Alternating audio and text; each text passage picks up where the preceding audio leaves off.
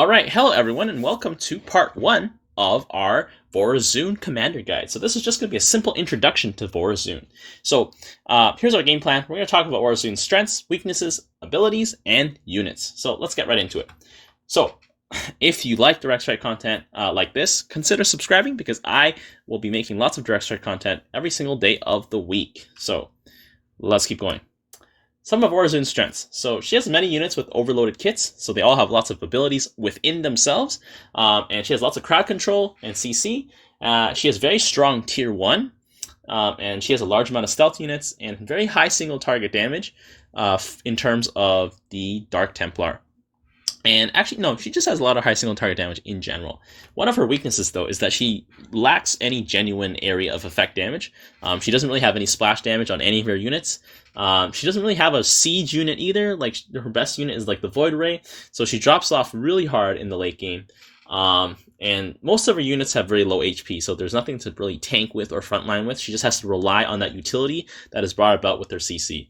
And she gets hard countered by most powerful air units. And most powerful ground commanders that can field like really big units, like units that just have massive amounts of HP, will absolutely shit on her. But other than that, she does pretty well. So let's have a look at commander abilities. So the first one is the Black Hole, and the next one is, I'm going to just call it Shadow Assault, but it's really called Strike from the Shadows. It's just the name's too long. Let's go into it. So Black Hole is unlocked at tier 3. It's the only thing Vorazun unlocks at tier 3 because she has no tier 3 units, which is insane. And she has a 4-minute cooldown on this ability. When you cast it in a target area, all the units get sucked in there for 4 seconds, and they just can't do anything while they're in there. It doesn't matter if they're heroic units, so Tychus units get sucked in, and they just get clustered up. Wouldn't it be great if Vorazun had some form of AoE if they get clustered up? That sucks, because she doesn't. But that means that she can use it on her allies' waves if her allies have huge amounts of AoE. For example, if her ally is a Tychus and they have a Nux. Suck them all in and get Nux to just blast that little black hole, and everything in there is going to evaporate. You guys get the idea. Next thing, Shadow Assault. Nothing special, it's just a passive ability. All her cloaked units deal 15 bonus damage. And have 25% energy regen. Doesn't seem like a lot, but when you realize that basically every single one of her units can cloak with the exception of the VOIDRAY and the Dark Archon, it's a pretty substantial buff all around. So let's get right into her units. So tier 1. These are Vorazun's tier 1 units. The first unit we have up here is the Centurion. The Centurion is basically like a zealot, but he has the special ability to upgrade his charge that causes him to stun enemy units when he arrives. If he stuns units around him, the charge stun AoE is not that big, but if you have a full line of Centurions, they're just going to charge in and stun everything that's at the front. The only weakness to this is that if they're against massive units, units that have the class tag massive, they just get slowed. So if your opponent builds a bunch of Ultralisk, your Centurions are literally just charging in to die. That being said, though, they do have an upgrade that gives them a shield when they charge, so their shields become 100, so it triples their shield. You know, if you notice, their shield's only at 50, it goes up to 100, so they have 250 effective HP. So the Centurion, I guess, is probably Vorazun's best go-to ground tanking unit, but other than that, it's just a zealot, nothing special. Next, we have the Stalker. So one of the strategies with Vorazun involves building lots and lots of Stalkers. Why, though? Stalkers don't have a lot of DPS. They shoot pretty slow, and they deal some amount of damage to, some amount of bonus damage to armored units. Well, it's because with the Blink Capacitor, Vorazun Stalkers, when they blink, refresh their shields. So say their shields go down to 80, they have 80 damage, right? They can take 80 damage, it goes down, and then they blink backwards, right? And then they regenerate their shields, and they get stealthed for, I think, like half a second, like half to 1 second, and then they can, fight again. So the only weakness to that is that if they just all get burned down at the same time, which is highly unlikely, so the Vorazun Stalker stall strategy is pretty strong. But other than that, there's not really anything going for this wave. The whole point is to try and wait for your allies, and that's basically it with this one. But yeah, Stalker's versatile unit. Next thing, we have Vorazun's tier 2 units. So let's go right into it. We have, first of all, the Dark Templar. He's permanently stealthed.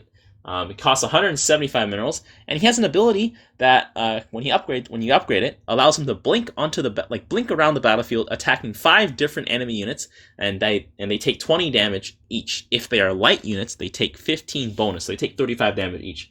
So this is sort of Vorazun's pseudo AoE with the Dark Templars. If she has enough of them, they can handle a lot of small units that have the light tag.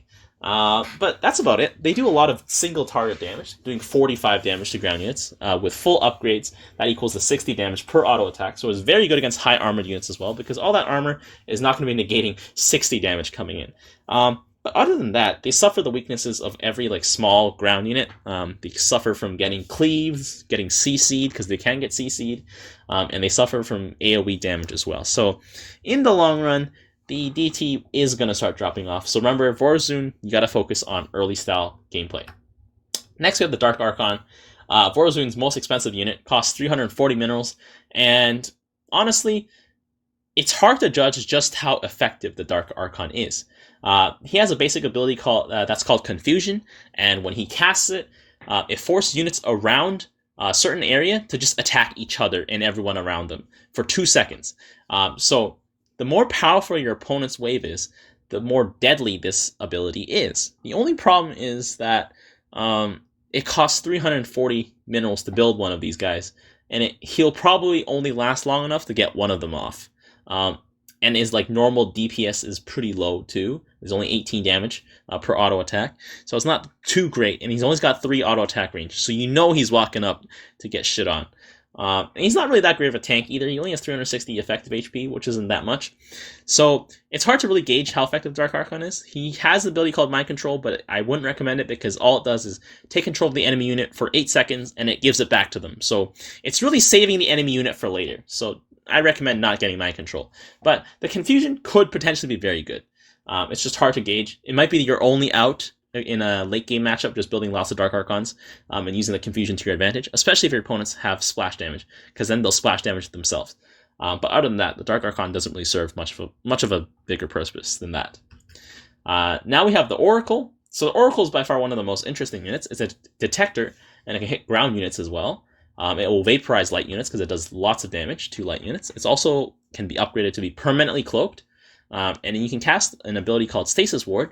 It sort of pauses and builds a bunch of little structures on the ground where when enemy units step over them, they are stun locked for, I believe, somewhere from 2 to 3 seconds. They just can't move. So it's really powerful. You can upgrade it so that the Stasis Ward causes the opponents to be targetable, because the basic upgrade just makes it so they can't be targetable, they're just stuck, right? But you can upgrade it so that we can attack them. And so part of the strategy is to just have a bunch of Stasis Wards and have your opponents walk into them, and they get stuck, and then you kill them all. It's very micro-intensive, though, and it's very different from the sort of passive gameplay you would get from normal Direct Strike. So let's move on to the Corsair. Now, the Corsair is probably one of Vorazun's best sort of utility units.